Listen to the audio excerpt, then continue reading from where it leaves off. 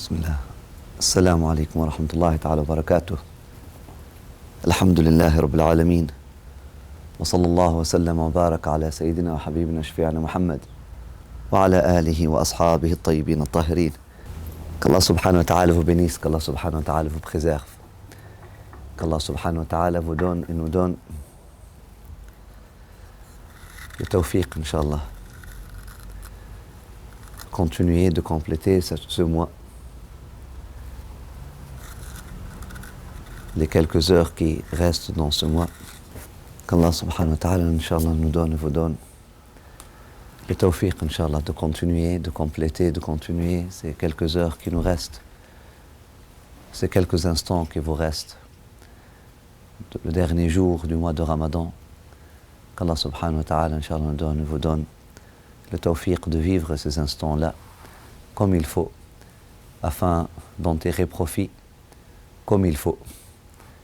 Alhamdulillah, et qu'Allah subhanahu wa ta'ala pardonne nos manquements, et qu'Allah subhanahu wa ta'ala regarde nos fautes et regarde nos défauts avec son œil de rahma, Inch'Allah, l'œil de l'éducateur bienveillant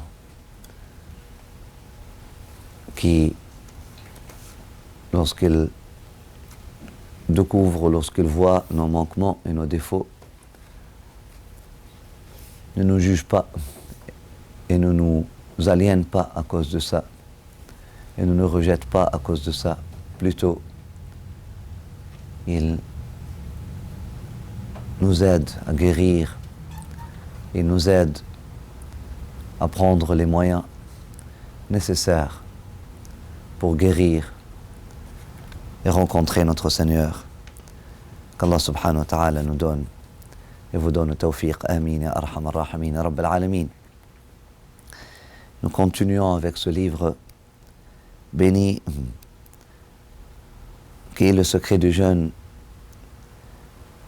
et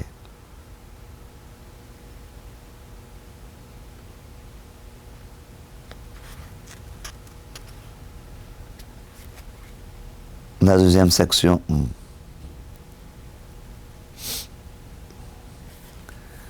il parle des conséquences de la rupture du jeûne.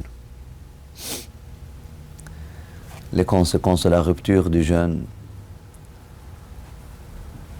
c'est-à-dire lorsque on ne respecte pas ce pacte que nous avons fait avec Allah subhanahu wa ta'ala, lorsque nous ne respectons pas ce jeûne, donc il a le report ou acquittement, le qada, l'expiation ou la réparation, le kafara, et l'abstention de manger le reste de la journée par conformité avec ceux qui jeûnent, et la compensation.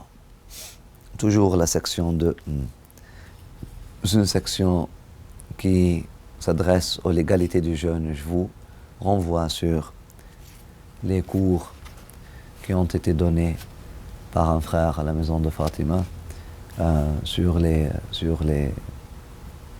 l'aspect légal du jeûne. Et si vous avez des questions, vous trouvez que le cours a besoin de... si vous avez des commentaires sur ce cours-là, je vous prie de m'en faire part, Inch'Allah. On améliorera le contenu dans le futur, Bidnillah Samil Ali.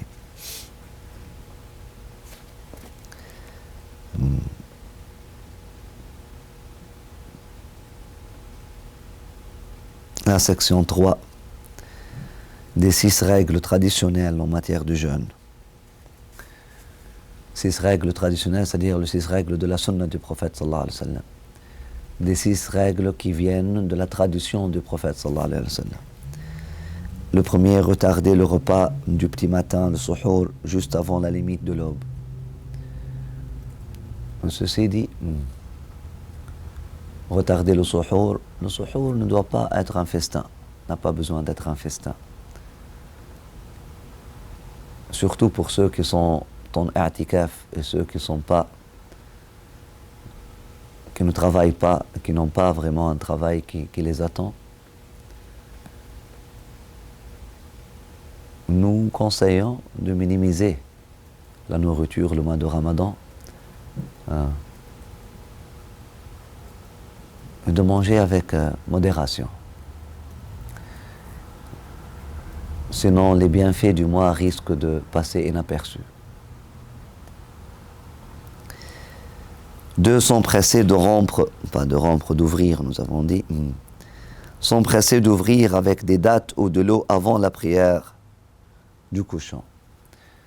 Avant la prière du Maghrib, sont pressés,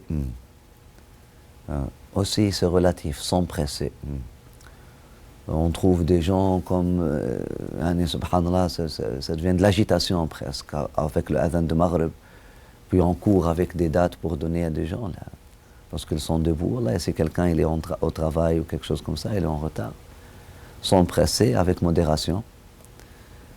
Il y a des gens qui s'empressent de manger avec Allahu Akbar, Allahu Akbar. Nous avons vu quelques salihin qui attendent Ashhadu anna Muhammadan Rasulullah sallallahu alayhi wa sallam. Au moins la shahada elle est complète. Nous avons vu des salihin qui attendent Hayya ala salah, Hayya ala falah. Mais au moins la shahada elle est complète, qui t'a dit que le mu'adhin, il doit te dire Ashhadu an la ilaha illallah, Ashhadu Muhammadan Rasulullah sallallahu alayhi wa sallam, afin que tu acceptes son message. Sans presser, mais sans obsession. Des dates et d'eau. Une question aussi. L'eau, alhamdulillah, l'eau elle est là partout. Mais je dis des dates. En France, nous n'avons pas de dates. Au Canada, nous n'avons pas de palmiers dattiers. À moins qu'on pollue l'environnement pour importer des dates.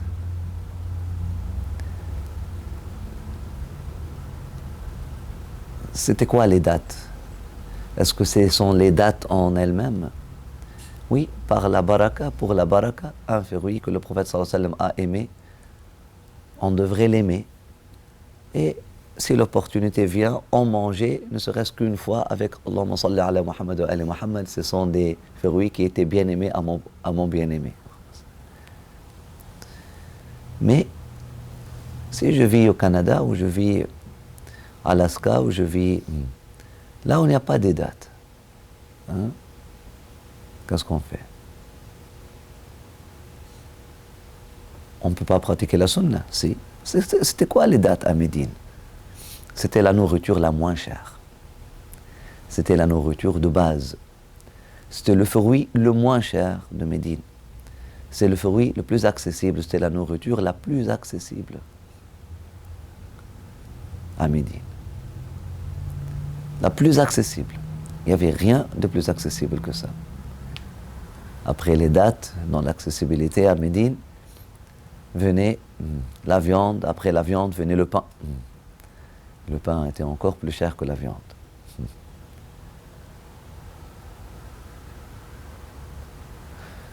Mais les dates, c'était la chose la plus accessible, même plus que l'eau.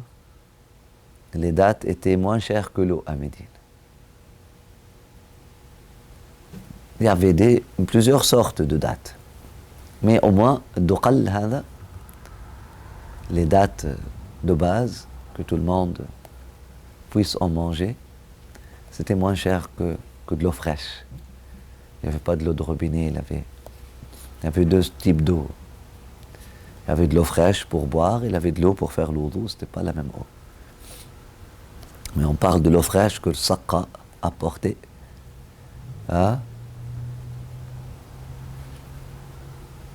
كانوا يستعذبون الماء لرسول الله صلى الله عليه وسلم. Il y avait des puits bien déterminés qui étaient éloignés, subhanallah, de Médine, pour apporter l'eau fraîche qui est potable, parce que sinon l'eau de Médine était un peu salée.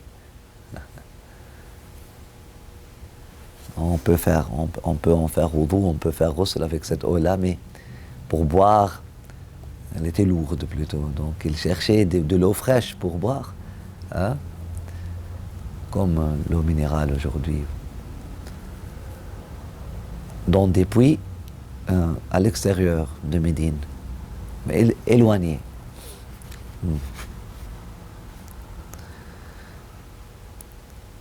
Donc, si vous êtes dans un pays où, c'est le fruit le plus accessible, l'essentiel, c'est les bienfaits de date, Inch'Allah, les bienfaits des dates, absolument. Mais je ne pense pas que Allah subhanahu wa ta'ala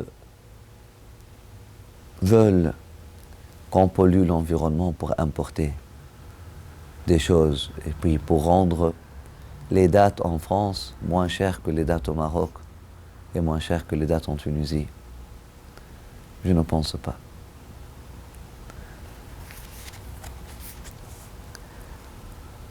Cessez de se curer les dents après-midi. Selon le madhab shafi'i, il pense que c'est de la sunna. Après, le prophète sallallahu alayhi wa sallam, de toute façon, il se curait les dents, il se brossait les dents avant chaque salat.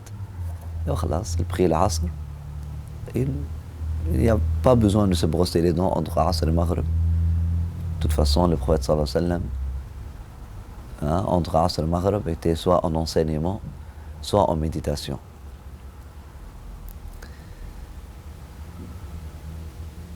Pratiquer la libéralité, al-joud, pendant le mois de Ramadan, à cause des vertus de l'aumône purificatrice. À cause. C'est-à-dire être généreux, point à la ligne. Être généreux, le mois de Ramadan. C'est parmi la tradition du prophète sallallahu alayhi wa sallam. S'adonner à l'étude du Coran. Aussi, le mois du Coran, entre le Coran et le Ramadan, il y a un lien.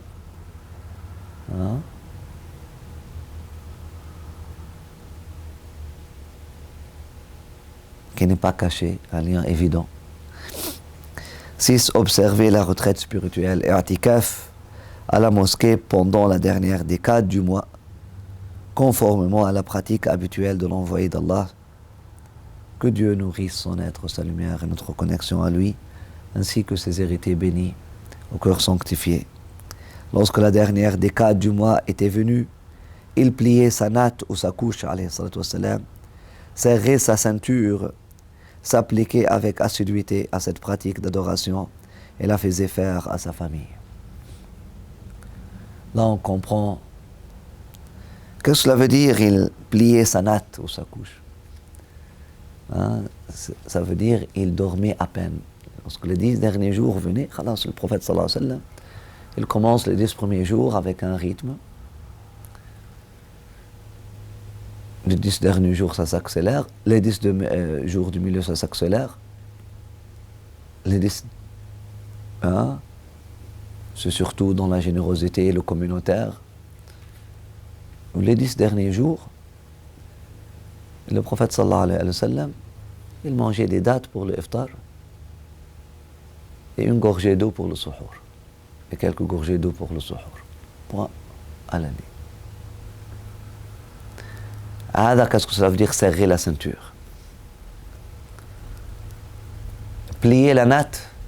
Le prophète sallallahu alayhi wa sallam, lorsque les 10 derniers jours venaient, il assommait peut-être 1 heure ou 40 minutes ou quelque chose comme ça, après la salat al-duha, jusqu'à après salat al-ishraq et jusqu'à salat al-duha. Salat al-duha, c'est 9h30, 9h, 9h30. L'ishraq, peut-être, c'est 7h30. Donc voilà, il prenait une petite sieste entre 7h30 et... Alors qu'au début du mois de Ramadan, il se permettait de prendre une autre sieste après Salat al-Dhuhr. Et il se permettait de prendre une autre sieste, de prendre un peu de sommeil la nuit aussi. Lorsque même l'hiver le plus court, même la nuit la plus courte, à Médine, elle n'est pas comme nos nuits ici ou en France. Mais lorsque les 10 derniers jours venaient, alayhi salatu wassalam, il dormait à peine et manger à peine. Qu'est-ce que cela veut dire? Il pliait sa natte et serrait sa ceinture. Il mangeait à peine et dormait à peine. Et subhanallah, la générosité et la force ne fait qu'augmenter, ne fait que se multiplier. C'est sûr que tu ne peux pas arriver à ça dès le premier jour du jeûne. C'est pour ça que le prophète sallallahu alayhi wa sallam, que Dieu nourrisse sa lumière, notre connexion à lui, ses héritiers bénis au cœur sanctifié, il laissait ça vers la fin.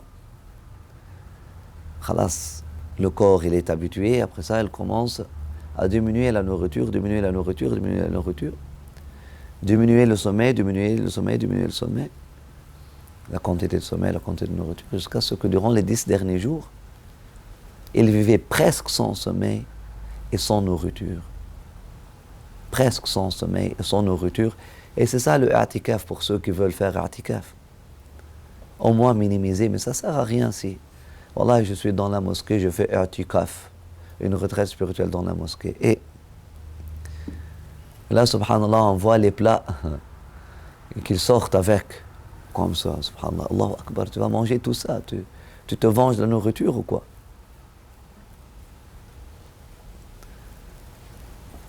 Là, vraiment, là, subhanallah. Puis ça ne cesse pas de mâcher, là, ça ne cesse pas de mâcher et manger.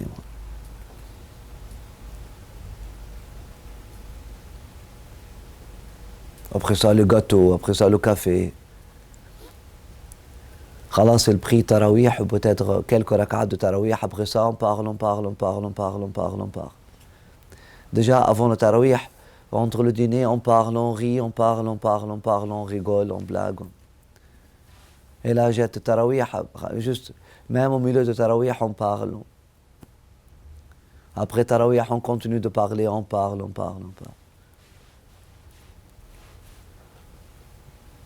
Après ça, une demi-heure avant Fajr, là, on vient prier Tahajjud dans somnolent. Après ça, on prie Fajr, après ça, on dort jusqu'au Dhuhr. Après ça, il est sur son cellulaire entre Dhuhr et Asr. Après ça, il dort encore entre Asr et Maghrib. Ou on parle encore. Peut-être, il lit une khatma, il fait une khatma de Coran, ou il finit sa khatma de Coran s'il est vraiment un mujtahid.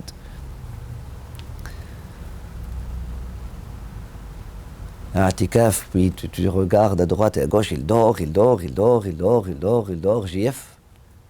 GF, des cadavres. Et ça pue, ça ronfle ici, ça n'inspire pas de l'énergie, ça n'inspire pas de l'enthousiasme. Le vrai croyant qui a goûté vraiment au Ramadan, durant les 10 derniers jours de Ramadan, devient un ange. Il est touché par l'énergie angélique, sa force. Il comprend qu'est-ce que cela veut dire « Abitu 'inda rabbi yut'imuni wa yasqin ». Il ne puise plus sa force de la nourriture matérielle, etc. Et les awliya d'Allah subhanahu wa ta'ala, les hommes de Dieu, même lorsqu'ils mangent en public, c'est pour jabr al-khatar.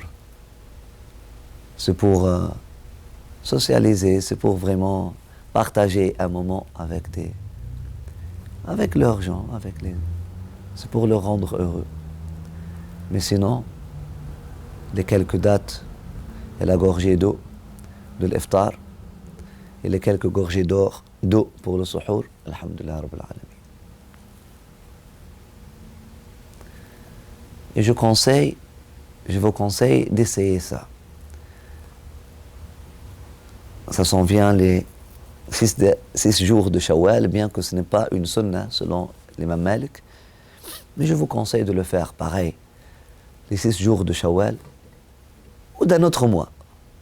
Jeûner une semaine de suite comme ça, ou 10 jours de suite, et commencer vous faire une retraite spirituelle de jeûne, avec le jeûne, commencer à minimiser la nourriture jour après jour.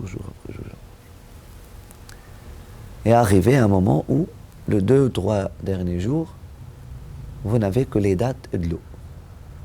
Ou le fruit du pays, ou un morceau de pain et de l'eau, des olives et de l'eau, du pain, olive et eau. Hein? Si vous n'avez pas de dattes, vous avez des olives, pain, olive et eau. Là, il y a la nourriture la plus accessible. Et regardez comment l'effet que ça va vous donner. Mais il ne faut pas s'adonner à la paresse, au contraire. Au contraire. C'est une opportunité pour vous pour puiser dans l'énergie batina et pour découvrir quelque chose. Découvrir quelque chose. Découvrir en vous cette samadhi, ce vraiment non-besoin. Découvrir en vous un être qui est plus cher que votre chair, qui est plus élevé que l'animal en toi qui a besoin de manger, qui a besoin de dormir, qui a besoin de s'accoupler, subhanallah. Il y a un peu de ça. La rahbaniyata fil islam, oui. De toute façon, qui l'a dit? On attribue un hadith au prophète sallallahu alayhi wa sallam, Allah wa rasuluhu a'lam. Mais de toute façon, on est d'accord. La rahbaniyata fil islam, il n'y a pas cette parole qui est attribuée, moi je dis à tort, au prophète sallallahu alayhi wa sallam. Il n'y a pas de rahbaniya fil islam, il n'y a pas de... La rahbaniya, c'est pas l'abstinence. Il n'y a pas de vie monastique en islam. Il n'y a pas de monachisme en islam. Je me rappelle, ça fait 2 ans, j'ai enregistré toute une vidéo à propos de ça, mais qui n'a pas vu le jour. Jusqu'à maintenant, elle est dans les archives perdues au Canada, en France. Nous avons vraiment parlé de monachisme et nous avons commenté sur cette parole. Il n'y a pas de monachisme en islam. Et comment elle a été abusée. Jusqu'à ce que... il n'y a pas de monachisme en islam. Maintenant, khalas, l'islam est devenu l'équivalent de l'anarchisme. Hein? Monachisme, qui fait qu'il n'y a pas de monachisme en islam? La vie monastique, elle a pris naissance où alors? Subhanallah. Oui, il n'y a pas de monachisme de cette façon-là, oui.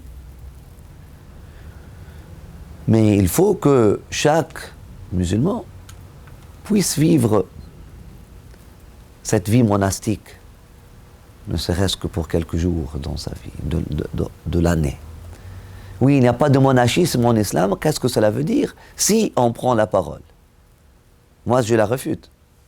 Je ne la prends pas comme enseignement prophétique. Mais si je la prends comme parole prophétique ou comme parole d'un homme sage, il faut la nuancer, il faut la comprendre. Il n'y a pas de monachisme en islam, dans le sens que, en islam, nous n'avons pas des gens pour adorer Allah et des gens pour faire le commerce. Nous n'avons pas des gens qui, eux, c'est la religion, et d'autres gens, eux, c'est la dunya. On n'a pas ça.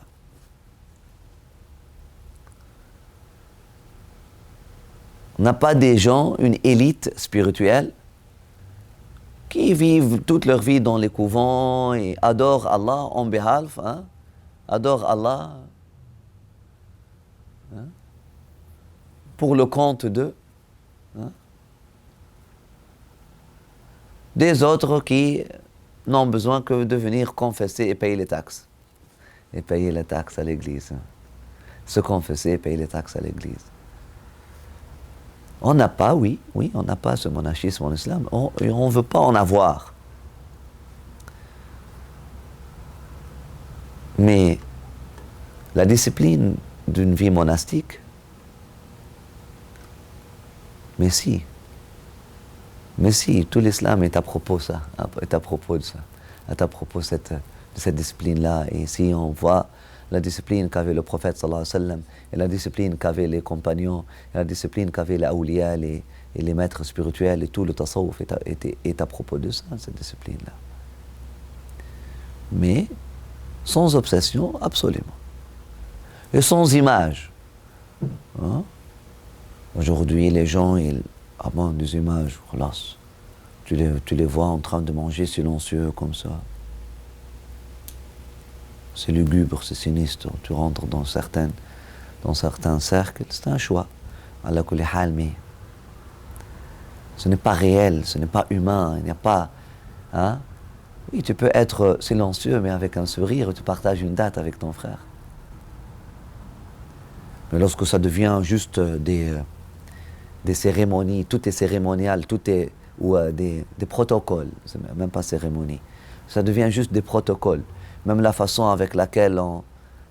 subhanallah, la façon avec laquelle on chante, elle est tellement protocolaire, elle est tellement... Hein? Hein? Solennelle, hein? Protocolaire. Elle est tellement, yani, il faut respecter des tac, tac, tac, tac, hein? Que ça devient, elle est où l'âme, qu'elle devient sans âme. Comme la vie monastique aujourd'hui. La majorité des moines que j'ai rencontrés en tout cas. Mais j'ai rencontré des vrais hommes de Dieu chrétiens. Qui vivent une vraie vie monastique dans le réel, des vrais êtres humains. Et la majorité que j'ai rencontrés sont des handicapés sociaux, que parce qu'ils ont échoué leur vie publique, khalas, ils veulent, khalas, ils se donnent à une vie monastique. Mais non, c'est pas ça. Mais une vie disciplinée, absolument. Ne serait-ce qu'un peu de ça, un peu de monachisme, je dirais que c'est obligatoire. C'est obligatoire même. Je pense que la vidéo, je l'ai fait à Monastir, dans ma ville. Ma ville s'appelle Monastir, en Tunisie. Garde Monastir où j'ai fait des vidéos, une sur Al-Mahdi et l'autre sur Monastir. Et je pense que c'est là où j'ai parlé de monachisme. Mais la vidéo n'a pas vraiment pris de succès. Peut-être, ou bien elle n'a jamais été publiée, ou bien elle a été publiée, mais elle n'a pas été vraiment connue. Avec les gardes, parler des gardes. Oui, oui, avec le Rabat, oui, oui, c'est ça. Avec la forteresse au bout de la mer et tout ça. Et nous avons parlé un peu de ça. Une autre fois, j'ai parlé de ça. J'avais une intervention lorsque nous avons visité monastère en France. Après ça, j'ai fait une petite vidéo, un audio, après. Et j'ai fait ça aussi à Monastir, si vous pouvez. Et puis on a nuancé, qu'est-ce que cela veut dire? Il n'y a pas de vie monastique en islam, est-ce que c'est vrai, etc. Je pense si vous pouvez la... Les avant-gardes, c'est ça, l'avant-garde. Oui, oui, oui, oui, oui. Si vous pouvez la trouver.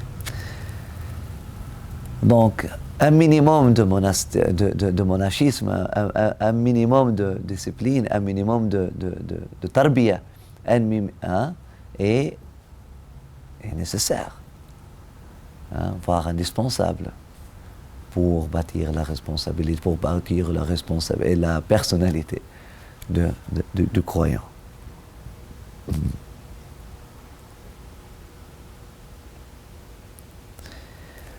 C'est pour ça que Imam Al-Ghazali te dit, la sunna du prophète sallallahu alayhi wa sallam, au moins, ça donnait à la vie monastique 10 jours par année, les 10 derniers jours de Ramadan. Tu vis comme un moine. Tu vis comme un moine. Inch'Allah, j'ai l'intention, à partir de l'année prochaine, on commencera, bi'idhnillah sami' alim, si Allah subhanahu wa ta'ala facilite et on prend l'institut. À partir de l'année prochaine, Inch'Allah, on aura une dawra de 40 jours. Donc, le programme au Canada, à l'Institut Rawda, l'année prochaine, il y aura une dawra de 40 jours, bilingue, il y aura, francophone plutôt, une dawra francophone de 40 jours, qui commence la deuxième moitié du mois de Ramadan, et qui finit, nous avons dit quelle date? 15 juin, qui finit, hein? Vous aviez dit du 15 mai au 30 juin. Non, Avant le 15 mai. C'est ça. Bon, parce que le Eid l'année prochaine va être le 24 mai, le 23-24 mai. Donc le 15 et les 2 dernières semaines du mois de Ramadan. Donc le 10 mai, quelque chose comme ça. Du 10 mai au 20 juin, quelque chose comme ça.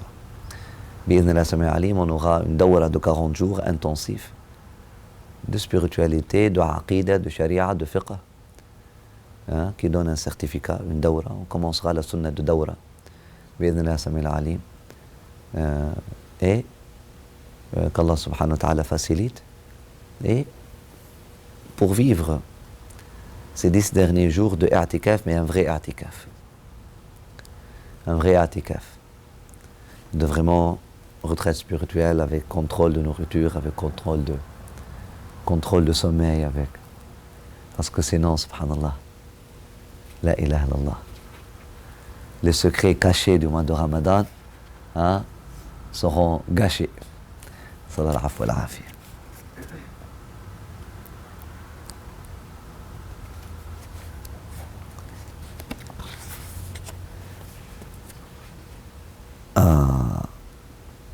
Donc, qu'est-ce que ça veut dire? Il pliait sa natte, alayhi salatu wassalam, et serrait sa ceinture.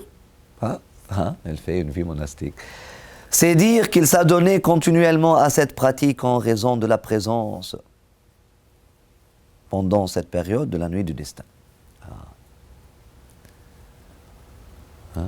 Pour être le plus perméable que possible à la descente des anges et du Saint-Esprit. Afin de pouvoir en tirer profit, afin de pouvoir en tirer avantage, afin de pouvoir en bénéficier. Les anges descendent, si tu es plein de nourriture, si tu es le cœur dur, ou tu as fait de médisance, ou tu as bavardé beaucoup, tu as parlé beaucoup, tu as brûlé tes hasanat, tu as brûlé toutes tes hasanat parce que tu as parlé, tu as bavardé dans la mosquée, ou tu as commencé à parler à ton téléphone dans la mosquée, ou ton téléphone n'a cessé de sonner à la mosquée, toutes tes hasanat brûlent. Kama ta'kulu nar al-hatab. Tout ce que tu as fait. Le prophète sallallahu alayhi wa sallam l'a dit, et ce hadith-là, par contre, bien qu'il le mette dans le da'if, nous avons une méthode de le faire sahih. Et pour ceux et celles qui ont une connaissance de la science de hadith et qui veulent nous défier sur ça, bismillah, venez sur n'importe quel hadith. Il y a des méthodes, il y a une école, il y a des méthodes. Et ce hadith, al-kalamu fil masjid, يأكل الحسنات كما تأكل نار الحطب هو حسن.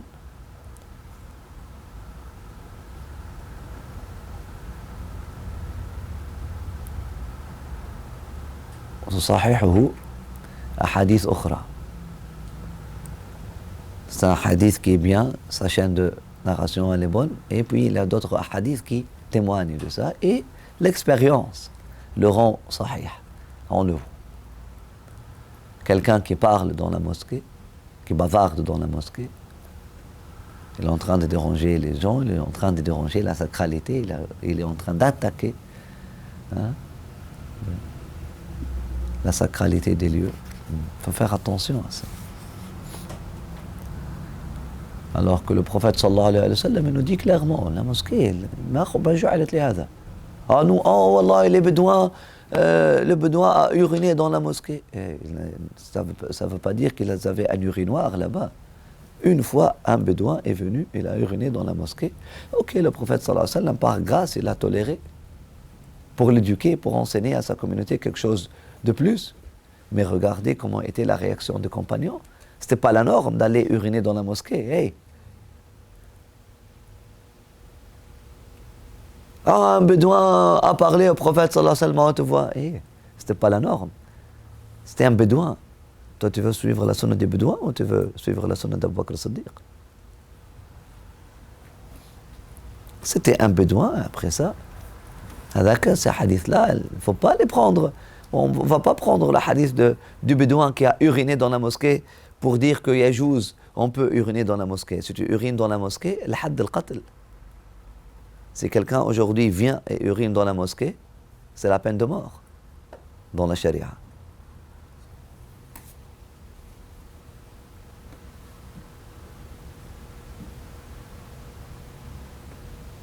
Yustatab. وقالوا لا يستتاب. Ils ont dit, il faut vérifier qu'est-ce que son intention. Après ça, et puis ils disent, on vérifie même pas son intention.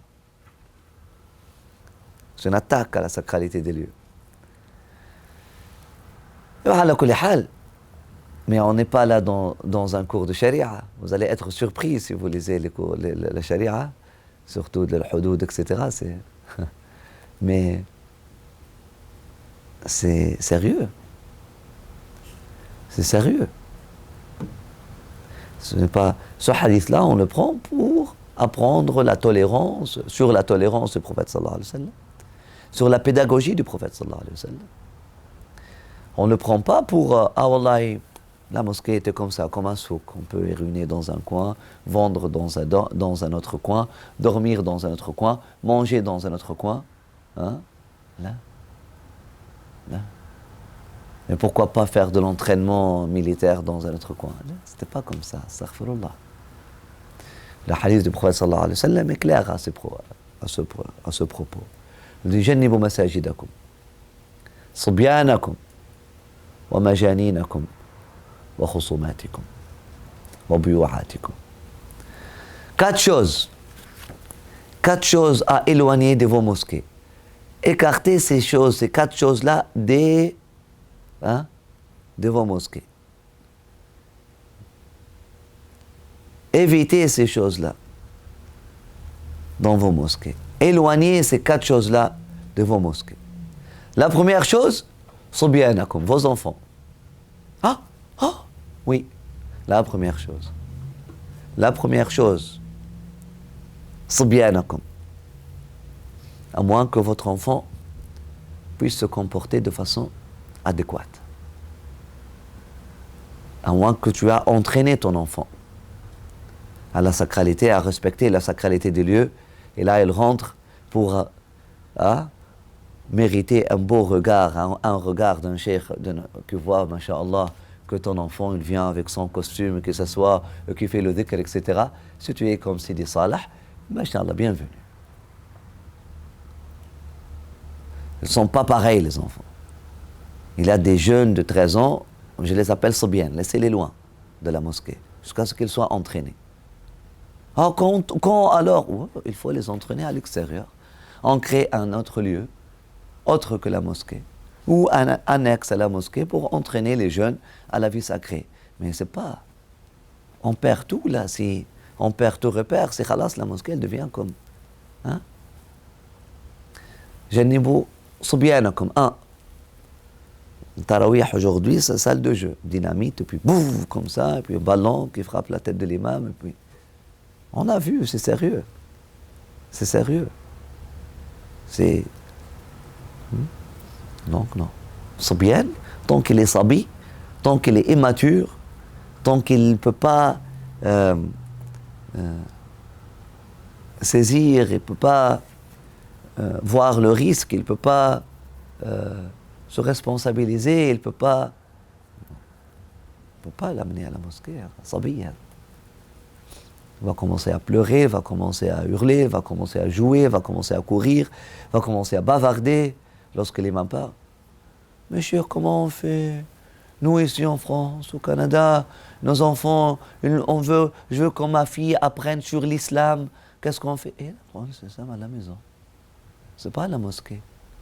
Si tu l'amènes à la mosquée et tout ce qu'il voit dans la mosquée, c'est une salle de jeu. Lorsqu'il grandit, il va chercher une salle de jeu plus grande, tout simplement. Mais bien sûr. Ou les gens prient Tarawih et les jeunes sont dans leur gym.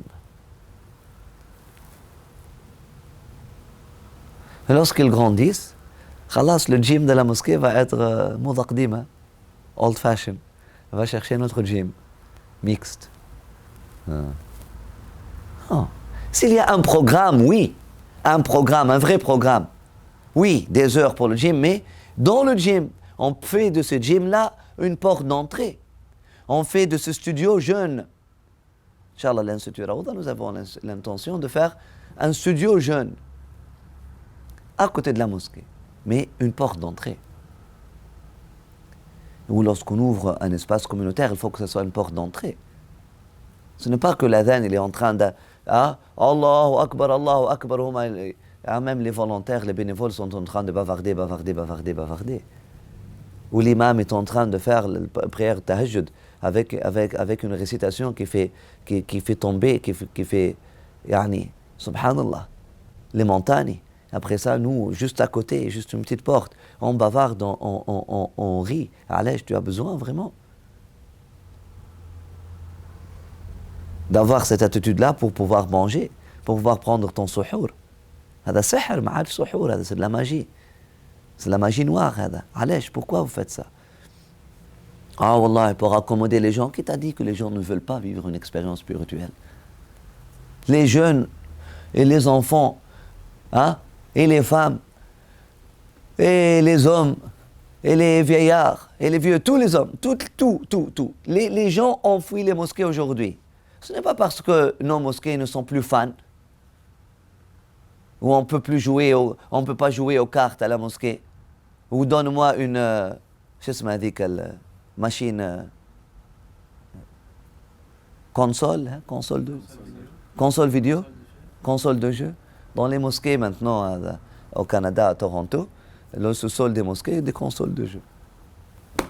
Le gym et les consoles de jeu. Et tu trouves Tarawih, elle prie 2 rak'at, après ça, toute la nuit. Qiyam al-layl. Il est en atikaf.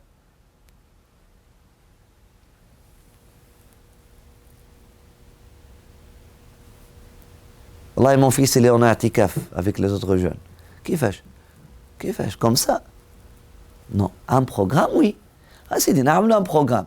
Un programme avec des mentorats, avec des mentors. Avec un programme, nous avons un plan du cheminement. On les prend d'un point A, il faut qu'ils cheminent, il faut qu'ils arrivent à un point B, à un point C, etc. Hada bismillah. Et on les apporte comme ça. Et puis, subhanallah, on perd la sacralité des lieux et on perd la sécurité des lieux.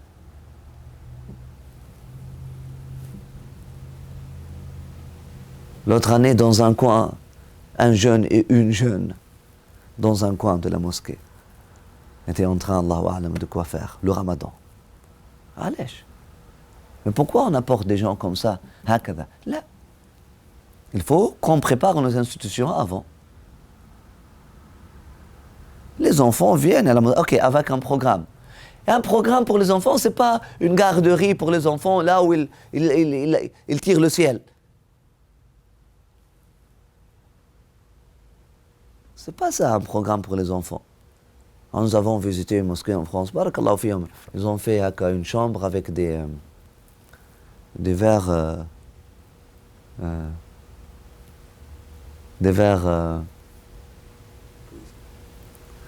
isolants, verres insonorisés, avec du verre insonorisé.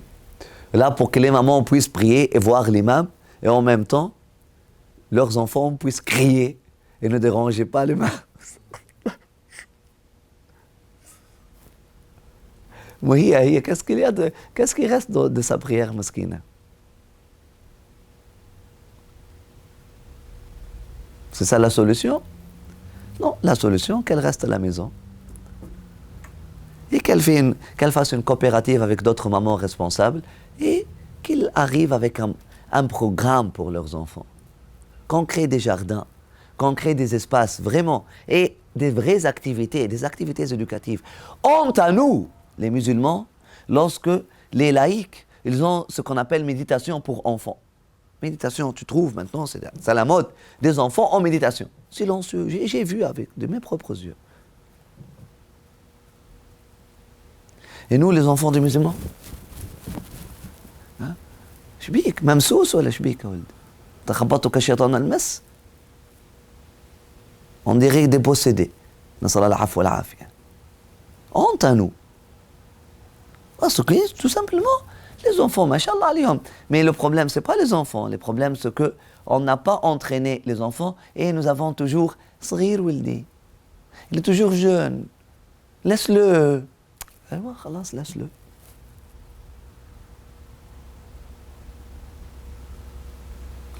Laisse-le devenir ton bourreau. On va le laisser devenir ton jallad, ton bourreau.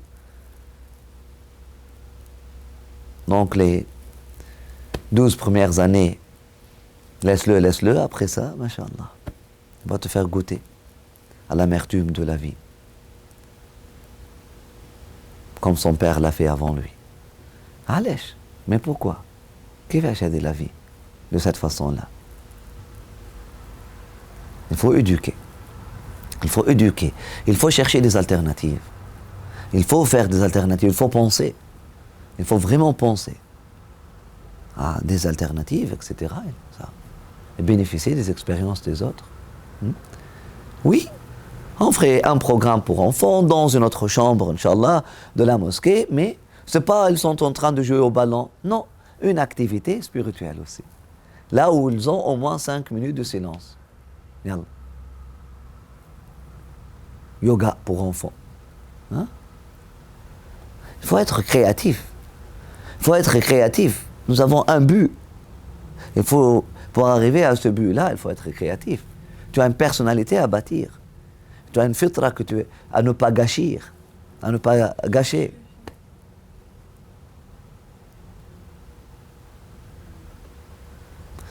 جنبوا مساجدكم, le prophète sallallahu alayhi wa sallam l'a dit, صبيانكم. Non. Pas d'enfants dans la mosquée, leur place, c'est pas dans la mosquée. Comment elle va apprendre la religion, etc. à la maison? À la maison. Fais une chambre de prière à la maison et entraîne ton enfant que dans cette chambre-là, on ne peut pas faire n'importe quoi. On ne peut pas s'habiller n'importe comment. On ne peut pas rentrer n'importe comment. Wallah, les enfants, ils aiment la discipline, ils aiment les règles. Ils vont te rappeler, eux. C'est eux qui vont te rappeler. Célèbre cette chambre-là avec un beau tapis, avec de l'ambre, avec de l'ambre, avec de... Et puis il comprend que cette chambre-là, c'est notre masjid sacré. Et puis il fait en sorte que ta salat, elle est cérémoniale. Qu'il voit sa maman habillée comme un ange pour sa salat. Qu'il voit son père vraiment s'habiller comme un homme dans sa salat.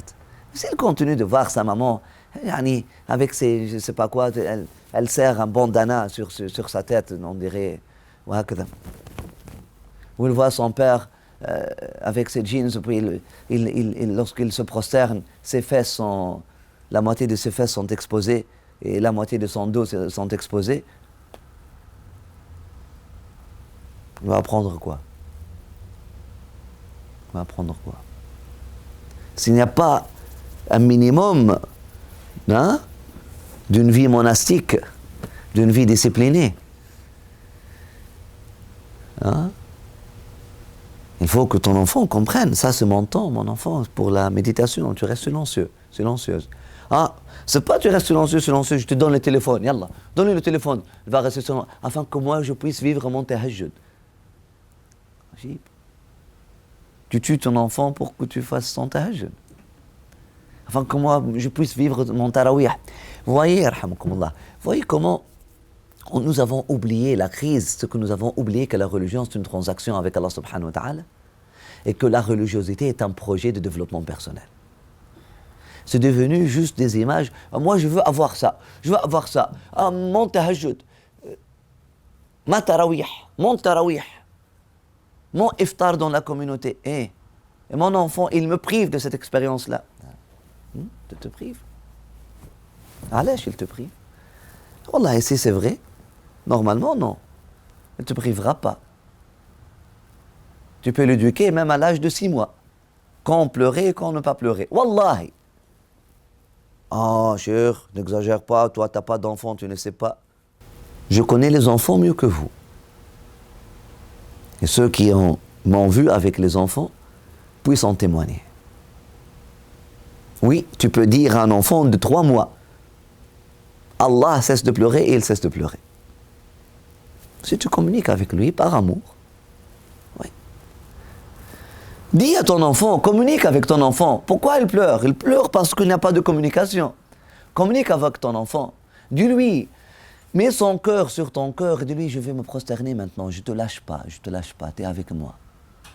Mais si tu te poses ton enfant comme ça pour le sujoud, parce que tu veux vivre ton sujoud, on dirait, et s'il ressent cette énergie négative venant de toi, que lui, il est en train de te bloquer d'Allah subhanahu wa ta'ala, mais bien sûr, il va hurler, il va pleurer sur toi, pas...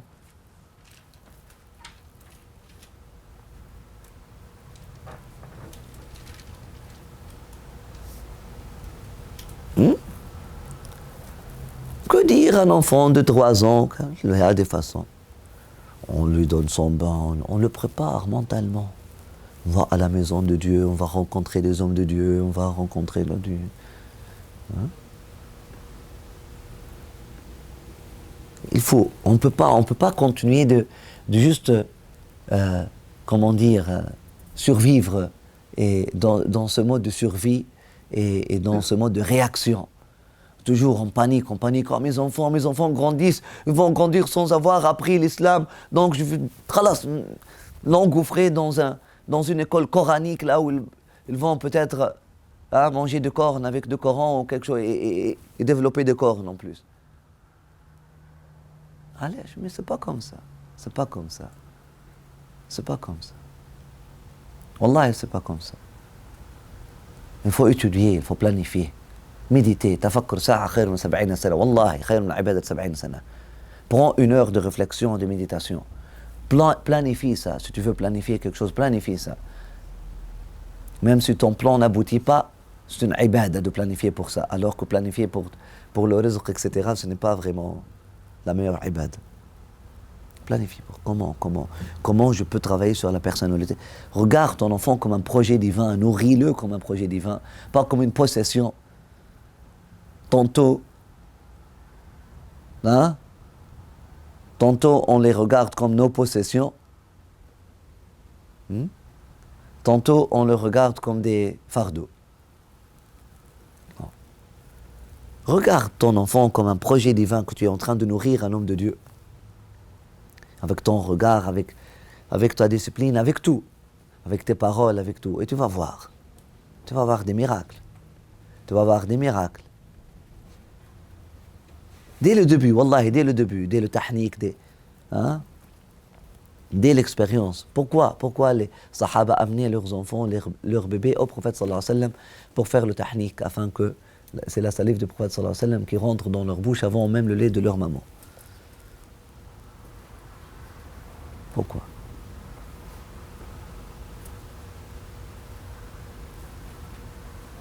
Parce qu'ils étaient conscients, c'était pour nourrir. C'était pas juste pour l'action. Tahnik.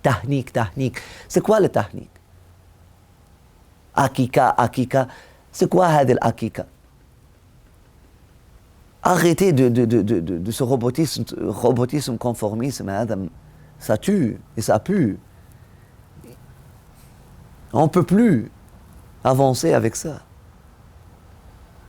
Ce sont des occasions pour développer votre conscience, pour vous donner cette opportunité, pour, si vous n'avez pas encore commencé, vous le commencez maintenant, ou si vous l'avez déjà commencé, vous renforcez votre vision.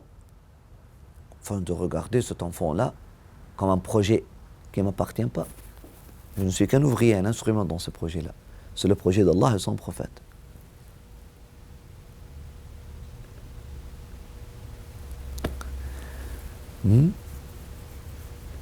جنبوا مساجدكم صبيانكم. Étudier. On ne peut pas réagir.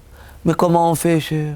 Moi je veux que mes enfants voient un homme de Dieu. Mais pas pour gâcher sa retraite. C'est pas comme ça. Prépare ça bien. Et là, ça va aller. Avec un programme bien fait, avec un endroit bien fait pour ça, 2 autres côtés. Non.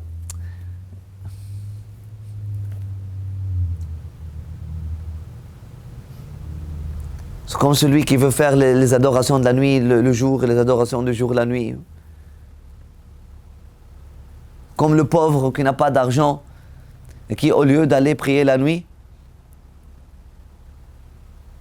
il se tire les cheveux, je veux donner sadaqa, je veux donner sadaqa. Il n'a ni prié la nuit, ni donné sadaqa.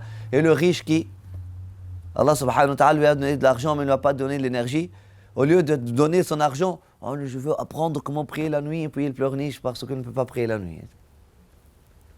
Il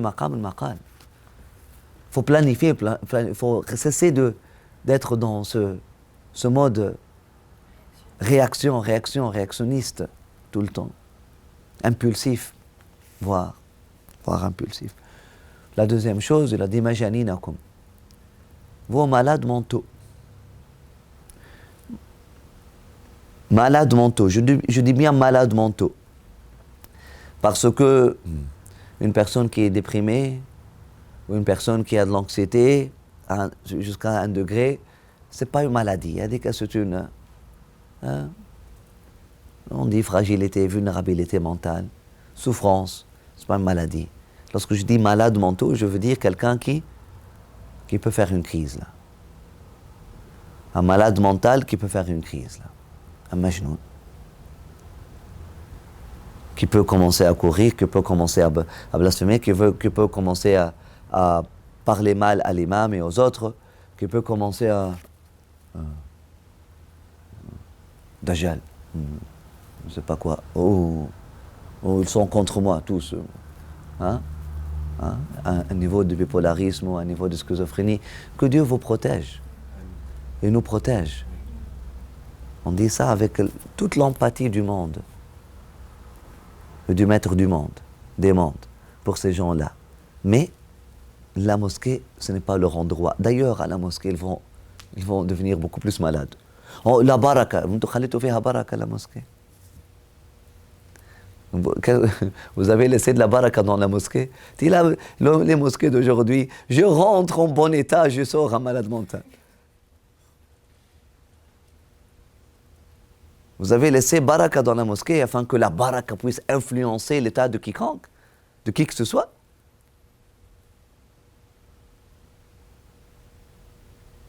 Allahu a'lam, ça fait combien d'années le dernier ange a rendu visite à votre mosquée, a pu vraiment franchir la porte, avec tout ce qui pue là-dedans, avec toutes les querelles dedans, avec tout le manque de discipline. Vous pensez que les anges sont cheap, ils vont venir. Ils viennent lorsqu'ils voient un vrai cercle de conscience. Là, voilà qu'est-ce qu'on cherche. Et là, ils viennent. Ils viennent lorsqu'ils... Il y a un cercle de conscience. Il y a un qutb. Il y a quelque chose. C'est pas...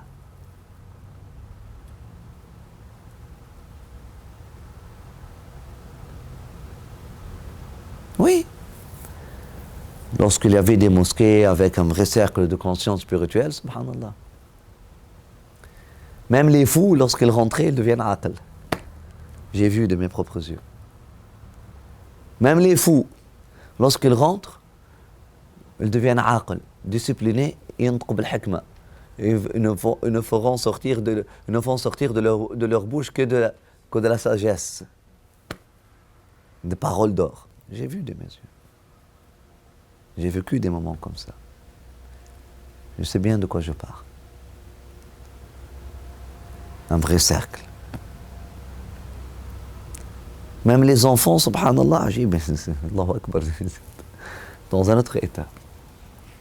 Les immatures deviennent matures. Maintenant, nos mosquées, ce sont devenus des centres de...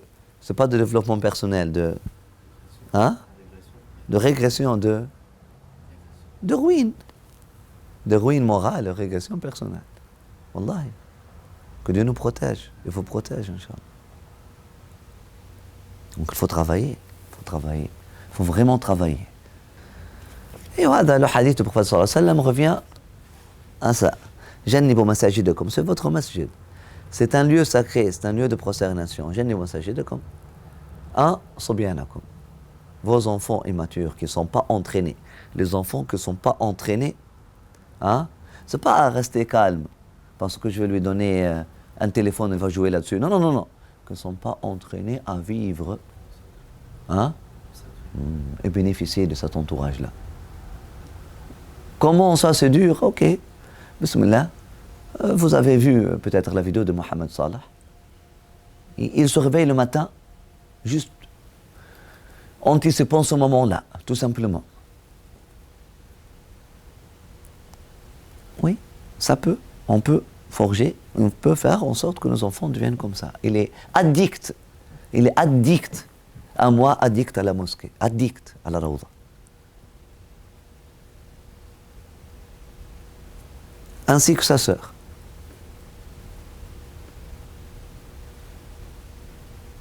Parce que le père, aussi est un homme de Dieu, et la mère, ils ont su forger ça. Inch'Allah, je vais leur demander de faire des ateliers. C'est pas un secret, c'est quelque chose que j'ai dit plusieurs fois, mais peut-être vous pensez que je n'ai pas d'enfants, je ne sais pas comment éduquer des enfants, et vous n'avez pas vu un modèle vivant. Okay, vous allez voir des modèles vivants.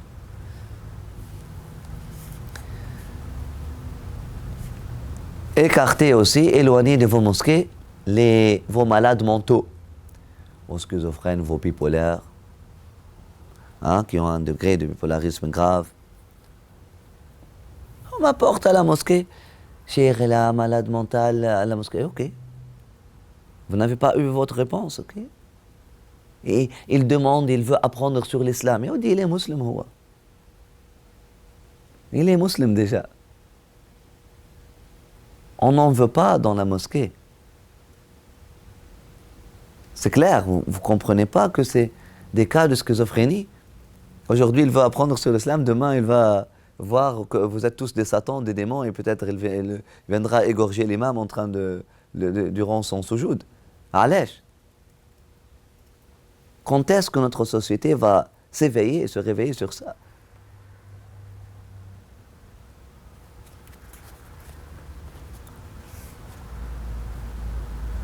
Il faut avoir des spécialistes, il faut avoir une certaine maturité.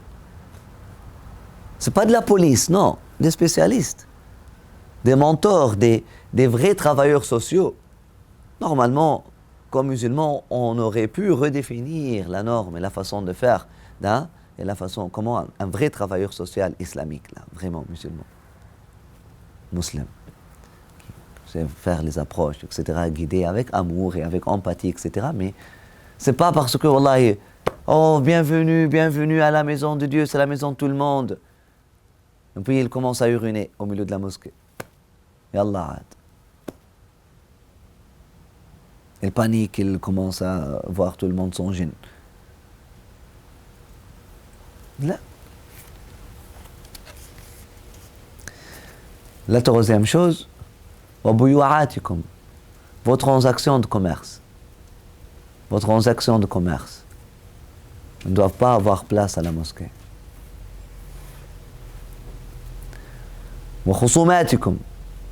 Et vos querelles.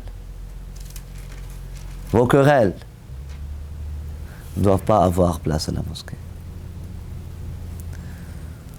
Parce que la mosquée doit rester un endroit sacré. Parce qu'il y a cette idée de consacrer et se consacrer. La consécration. Tu consacres un moment pour Dieu, ça devient le moment de Dieu. Tu consacres un jour pour Dieu, ça devient un jour de Dieu. Tu consacres un terrain pour Dieu, ça devient le terrain de Dieu. Tu consacres un bâtiment pour Dieu, c'est toi correctement. Et tu consacres un lien et une relation pour Dieu, ça devient une relation sacrée. Voilà. Le pouvoir de la consécration. C'est l'humain qui l'initie dans l'apparence, mais c'est Allah subhanahu wa ta'ala qui est derrière dans la réalité. Après ça, si quelqu'un a ouvert une mosquée, même s'il l'a bâti avec son propre argent, etc., c'est son propre terrain, etc., c'est son héritage, il a bâti la mosquée, il a ouvert pour la salat, khalas, maintenant je ne veux plus, il ne peut plus. C'est la ferme.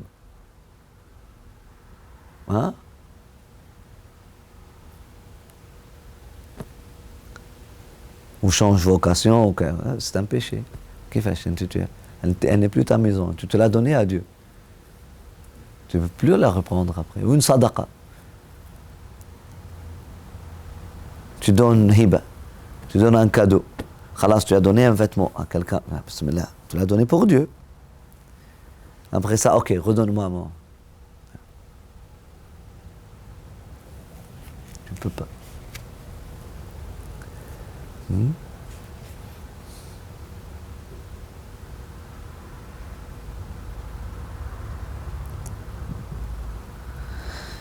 Le i'tikaf, la manière la plus répandue de procéder à cette retraite spirituelle consiste à veiller, de préférence les jours impairs, dans la dernière décade du mois ou ce qui revient presque au même, les premières, troisième, cinquième, septième nuits. L'accomplissement de la retraite spirituelle pendant tout ce mois est préférable.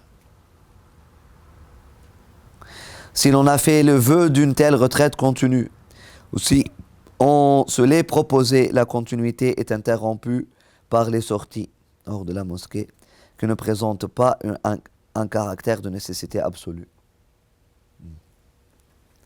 Alors, si tu fais vœu de i'tikaf, après ça, tu sors de la mosquée sans nécessité absolue. Khalas. Tu n'as pas respecté ton vœu de retraite, de i'tikaf. Comme d'aller au chevet d'un malade, de prêter témoignage, d'assister à un enterrement, de faire des visites ou de renouveler la purification. C'est absolu, c'est une nécessité absolue. Sortir de son i'tikaf pour visiter un malade, sortir de son i'tikaf pour prêter témoignage, sortir de son i'tikaf pour assister à un enterrement, sortir de son i'tikaf pour faire des visites de da'wah, appeler les gens à Allah, inviter les gens à venir à la mosquée, ou voir comment ils sont, il n'est plus là, qu'est-ce qui se passe, ou assister à un enterrement, ou renouveler sa purification, aller faire son ghusl au lac, ou prendre sa douche à la maison et revenir, ça n'interrompt pas le i'tikaf. La continuité n'est pas interrompue si l'on sort pour les besoins naturels ou pour faire la petite ablution, dans le lieu réservé à cet usage aussi. Il ne convient pas que la personne qui s'est vouée à cette condition s'occupe d'autre chose, autre que les choses mentionnées. Aller faire un commerce, aller finaliser une transaction, ou aller bavarder, ou aller somnoler dans le parc ou dans le jardin de la mosquée ou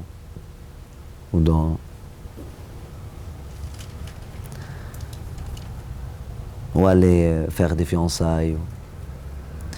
Le prophète, que Dieu nourrisse son être, sa lumière et notre connexion à lui, ne sortait que pour les besoins de l'homme et ne s'informait des malades qu'en passant durant sa retraite spirituelle. La continuité de la retraite spirituelle est rompue du fait de l'union sexuelle et non par le baiser. Il n'y a pas d'inconvénient à se parfumer à la mosquée, à y contracter mariage, ni à y manger ou dormir, ni à s'y laver les mains dans un récipient, car tout cela est nécessaire pour l'accomplissement ininterrompu de cette retraite.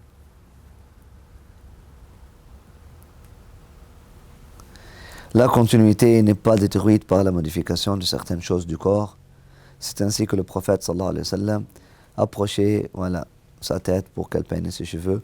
Toutes les fois que l'on sort par nécessité et qu'on revient à la mosquée, il est bon de renouveler l'intention, sauf dans le cas où l'on avait décidé initialement de pratiquer 10 jours de retraite par exemple, mais dans tous les cas, il est plus méritoire de renouveler l'intention, comme pour le jeûne. Pour le Shafi'i, il n'est pas seulement méritoire, il est obligatoire de renouveler l'intention, mais pour nous, c'est plutôt méritoire de renouveler l'intention pour chaque chose, ou même pour la salat, il sait. Les secrets du jeûne et ses conditions intérieures.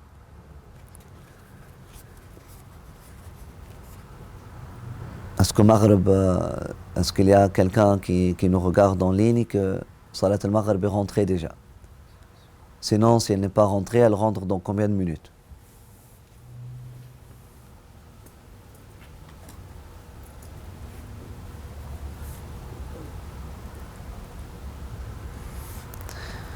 Sache que le jeûne a 3 degrés. Le jeûne général ou jeûne du commun, sawm al-umum. Le jeûne spécial ou jeûne de l'élite, sawm al-khusous. Hein? Et le jeûne spécial réservé au jeûne de l'élite, sawm khusous al-khusous.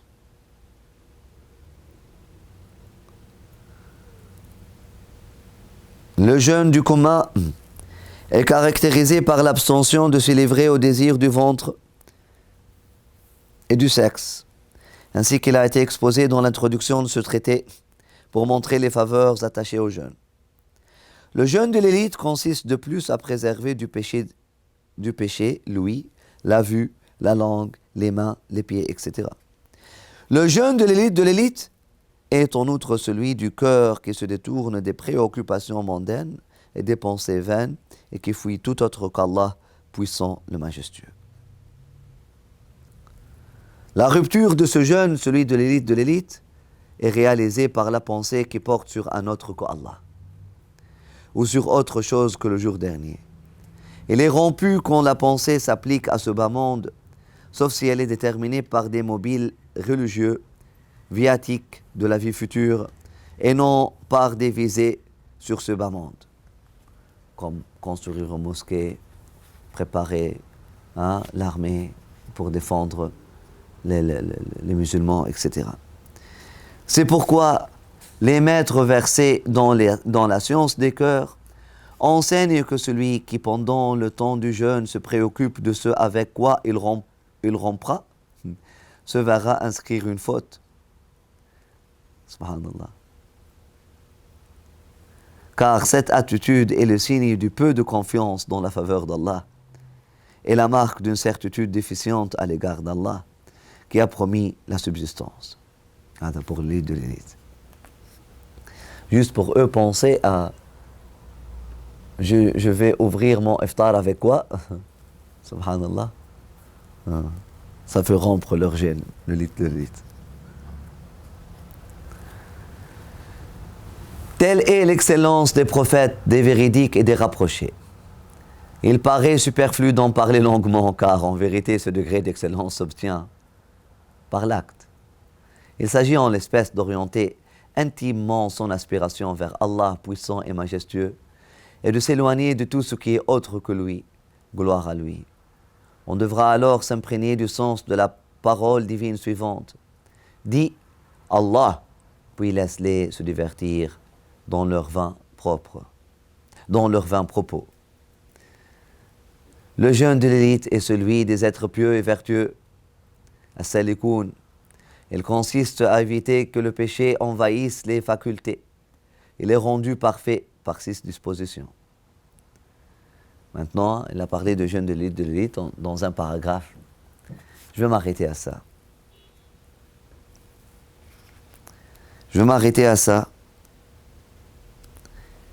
Inch'Allah, votre cadeau de Aïd demain, on va parler du jeûne de l'élite. Le jeûne du commun, on en a parlé. Il nous a parlé du jeûne de l'élite. Je vais relire le paragraphe. Il est bien traduit, ce paragraphe-là. Subhanallah. La rupture de jeûne, le jeûne de l'élite est en outre celui du cœur, qui se détourne des préoccupations mondaines et des pensées vaines et qui fuit tout autre qu'Allah puissant et majestueux. La rupture de ce jeûne, celui de l'élite, est réalisée par la pensée qui porte sur un autre qu'Allah, ou sur autre chose que le jour dernier. Il est rompu quand la pensée s'applique à ce bas monde, sauf si elle est déterminée par des mobiles religieux, viatiques de la vie future, et non par des visées sur ce bas monde. Quelque chose qui dépasse le soi. C'est pourquoi les maîtres versés dans la science des cœurs enseignent que celui qui pendant le temps de son jeûne se préoccupe de ce avec quoi il rompra. Il se préoccupe de son iftar, se verra inscrire une faute par rapport à son niveau. Car cette attitude est le signe du peu de confiance dans la faveur d'Allah et la marque d'une certitude déficiente à l'égard d'Allah qui a promis la subsistance. Telle est l'excellence des prophètes, des véridiques et des rapprochés. Donc vous reprochez pas trop. Ok? Si vous êtes des Norvégiens ou des Chinois, vous ne reprochez pas trop. Vous n'êtes ni prophète, ni véridique encore, ni rapproché. Donc vous ne reprochez pas. Et rapprochez-vous doucement, Inch'Allah, de la porte de votre Seigneur. Mais vous avez le potentiel, absolument. Il paraît superflu d'en parler longuement, car en vérité, ce degré d'excellence s'obtient par l'acte. C'est pas « Comment, cher? Comment on peut arriver à ça, cher? Mais comment ça, cher ?» Lorsqu'on a parlé des bienfaits du Coran, etc. Mais comment on peut goûter à ça avec des larmes, avec des bouches comme ça, hein? Lorsque vous cessez cette attitude-là, vous allez y arriver, Inch'Allah. C'est pas comme ça. C'est pas comme ça. Dis Alhamdulillah que ça existe. Et dis Alhamdulillah que tu es en train de le découvrir maintenant. Et commence à cheminer. Et dis, prends-moi par la main. Je veux arriver là. Bismillah, tawakkalna ala Allah. Amantu billah, la hawla la quwwata illa billah. Mais ce n'est pas un produit que tu peux consommer. Le Fatah. Ou le Alesto. Vous avez un jus en France qui s'appelle Alesto. Le jour de Alesto, ce n'est pas à consommer. Et le Fatah, ce n'est pas un produit que tu vas consommer pour te féliciter après. Oh, j'ai eu mon Fatah. J'ai eu ma petite lumière, mon petit tube néon qui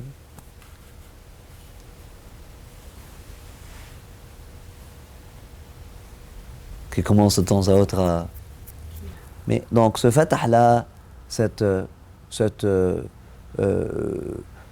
pouvoir goûter à la douceur de la foi, pouvoir goûter au Coran, pouvoir goûter au secret du jeûne, etc. Ce n'est pas un produit que tu peux consommer pour « Ah, ça goûte tellement fort, ça goûte... » J'ai eu mes petites larmes, j'ai eu mon excitement, j'ai eu mon moment zen, j'ai eu... Non, c'est pas comme ça. Non. Ce ne sont pas des choses à consommer. Votre nefs, oh, comment, je suis malheureuse, je ne suis pas là encore, je suis très loin. Là, c'est le nefs. Et le nefs, elle veut juste consommer les états spirituels. Comme Imra'at al-Aziz. On lui a donné un prophète, Youssef. Elle aurait pu devenir sa Khadija, elle aurait pu devenir sa Siddiqa. Sa Khadija, elle était mariée déjà. Elle aurait pu devenir sa Siddiqa. Elle a insisté de le rendre son esclave sexuel. C'est comme Imra'at al-Aziz dans Surat Youssef. Même lorsqu'on lui donne un prophète, elle insiste, il faut que lui m'obéisse, c'est pas moi qui l'obéis. S'il ne fait pas, s'il ne m'obéit pas, il faut que lui m'obéisse, c'est pas moi qui va l'obéir. Subhanallah, ajib. Alors que normalement, nous devons obéir.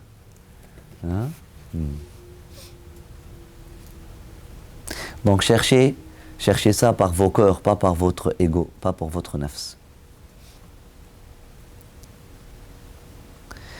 Telle est l'excellence des prophètes, des véridiques et des rapprochés. Il paraît superflu d'en parler longuement, car en vérité ce degré d'excellence s'obtient par l'acte.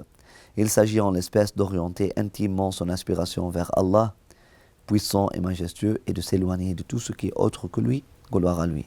On devra alors s'imprégner du sens de la parole divine suivante, dit Allah, et laisse-les, c'est-à-dire la création, se divertir dans leurs vains propos. Dans le jeûne de l'élite.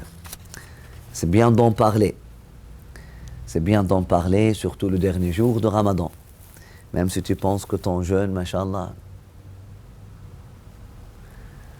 c'est bien de comprendre hein, que lorsque tu as ton certificat de sixième, hein, c'est bien, sixième année primaire, c'est bien que tu connaisses qu'il a une école secondaire qui vient après, et puis il a de l'université aussi. Il y a plusieurs niveaux. Afin que ce mois-là nous quitte alors que nous sommes non seulement assoiffés pour le rencontrer la prochaine année, mais afin que nous avons déjà nos intentions, comment on va le vivre l'année prochaine. Bismillah. Qu'Allah subhanahu wa ta'ala, Inch'Allah, vous donne le tawfiq. Amin ya arhamar rahimin rabbil alamin. Cette nuit-là, la veille de Eid, c'est une veille spéciale. C'est pas pour bavarder, c'est pas pour rigoler, c'est pas pour aller au souk. C'est pour vraiment se remettre en question et célébrer la ni'ma d'Allah subhanahu wa ta'ala en même temps. Se remettre en question, il est où mon jeûne? Est-ce que nous avons respecté le jeûne du commun? Que dire celui de l'élite ou de l'élite de l'élite? Hein? Demain, Inch'Allah, le jour de Eid, à la même heure, bi'idhnillah sami' alim, on continuera, bi'idhnillah sami' alim, la dernière halaqa de secret de jeûne, bi'idhnillah sami' alim. En même temps, on félicite pour le Eid, donc demain, à la même heure,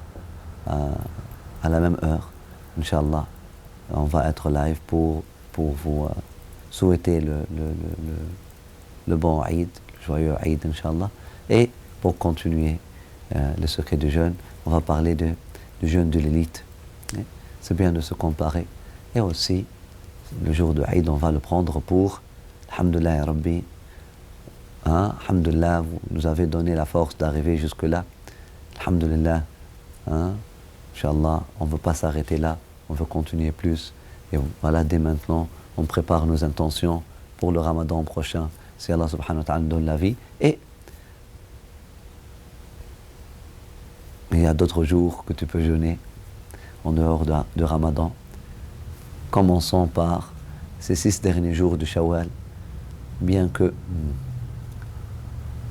nous avons dit, il ne faut pas en faire une obligation, mais c'est un bon entraînement. Bi'idhnillah samil alim, qu'Allah subhanahu wa ta'ala nous donne et vous donne le tawfiq. Amin ya arhamar rahimin rabbil alamin. Sallallahu ala sayyidina habibina Muhammad, wa ala alihi wa ashab tabi'in tahirin. Al-Fatiha. Bismillah ar-Rahman ar-Rahim. Alhamdulillah. Iyaka na'budu wa iyaka nasta'in. Alhamdulillah rabbil alamin. Bismillah. Moi j'ai fait un vœu cette année que le 6 derniers jours de Shawwal, j'ai fait un vœu cette année que les 6 derniers jours de Shawwal, je vais les faire de la façon de Hadramaut. Donc, Inch'Allah, je reviens au jeûne et au i'tikaf. Mais je ne suis pas en train de vous dire ça pour faire exactement comme moi nécessairement, mais je vous encourage à au moins que cet ami, subhanallah, lorsqu'un invité sort, on marche avec lui jusqu'à la porte, au moins. Ce mois de Ramadan, subhanallah, cet ami, ce cheikh, hein, lorsqu'il nous quitte, on ne va pas, khalas, voilà, on s'est débarrassé du cheikh. Au moins, on va avec lui jusqu'à l'aéroport. Au moins. Hein, rahmakumullah. Au moins, on va avec lui jusqu'à la porte de la ville. Comme le coucher de soleil d'aujourd'hui, qu'on allonge. Nous connaissons des salihin qui, subhanallah,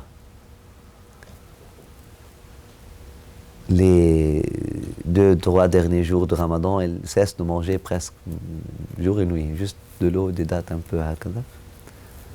Et avec le dernier coucher de soleil, il retarde le ftour. Il ne veut pas que Ramadan parte. Il retarde le ftour. Un peu hakada, 5 minutes ou quelque chose comme ça, subhanallah. Et pour les gens qui comprennent la valeur de shuyukh, etc., ils ne vont pas jusqu'à l'aéroport avec eux. Ils font le voyage avec eux jusqu'à leur maison. Alors, les 6 jours de Shawwal, c'est comme si on va avec Ramadan pour le ramener chez lui, Inch'Allah, le temps de son voyage. Le temps de son voyage, on le fait, Inch'Allah, avec lui comme ça. Inch'Allah, on ne le fait pas avec l'intention de montrer la gratitude pour Allah subhanahu wa ta'ala nous avoir donné quelque chose comme le Ramadan. Comme dans la khatma du Coran, lorsqu'on finit la khatma, on ne finit pas avec Qul a'udhu birabbin nas al-Fatiha. Il est bien de revenir dès le début, un peu hakada.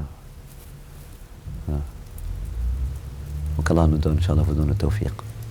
Alhamdulillah, Rabbil Alamin, wa sallallahu alayhi wa sallam, Muhammad wa ala alihi wa sahbihi at-tahirin. Qu'Allah vous protège, Inch'Allah. Assalamu alaikum wa rahmatullah.